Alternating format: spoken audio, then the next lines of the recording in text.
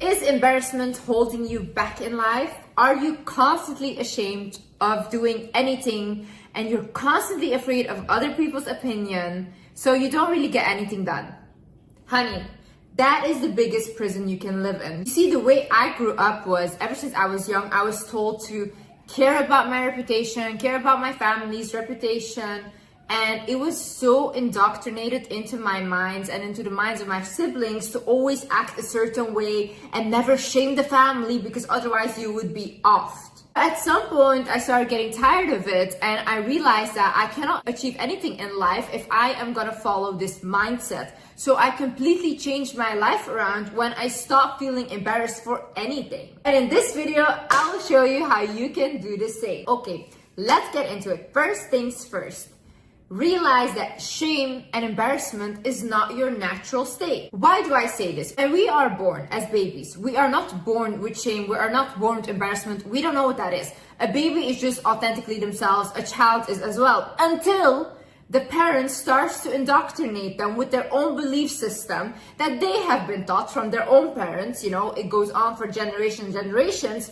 So they put these belief systems that are toxic onto their own children. So the child starts to think like, oh my God, if I do this, that's gonna be embarrassing. Oh my God, if I do this, then that's gonna be embarrassing. Okay, this is how I have to act in society because this is what is accepted. So the child basically starts to believe that if I do it this way, then I'll be accepted. But it starts to neglect its authentic self. Now, when this happens, the child becomes very insecure, and what happens later on is you have an insecure adult. Because any issue that an adult has comes from their childhood. You want to fix the adult, go back to their childhood. So what you need to realize then is, okay, I wasn't born with shame. I was not born with embarrassment. I was born with authentically being myself. My parents put these limiting beliefs onto me, and then you have to ask yourself now, what do I believe? What do I stand for? And I'm not saying like things that are bad or go do criminal activities, but I mean, if you're doing something that doesn't harm anyone and makes you happy, then who is anyone to say that you shouldn't be doing that? Another thing is forgive yourself for your past mistakes.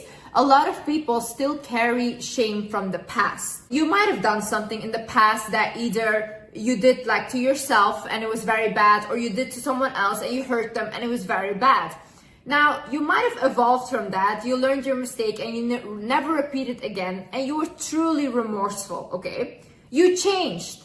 And it's okay to acknowledge that you have changed. It's okay to say, I'm not that person anymore. I don't align with the person that I was years before, you know? If you're constantly gonna blame yourself for what happened in the past and constantly feel like, oh, I don't deserve a good life because I did this in the past, then you're self-sabotaging yourself. Honey, sometimes we have to move on. You cannot keep looking there and expect a bright future to come because you're stuck in the past.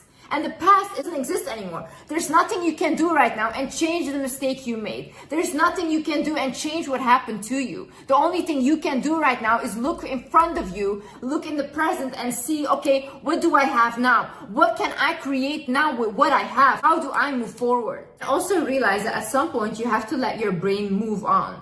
Because a lot of you guys are constantly replaying past mistakes, past traumas, all these things. And what happens is your body and brain constantly believes you're in the same state. So what happens is you're constantly still depressed. You never feel different than you felt before. And you know why I realized this? I was doing the same thing. So constantly I was trying to heal all my traumas. I've healed the big traumas. Then I was working on any trauma there's left. But what happened then is I was constantly still depressed. Why?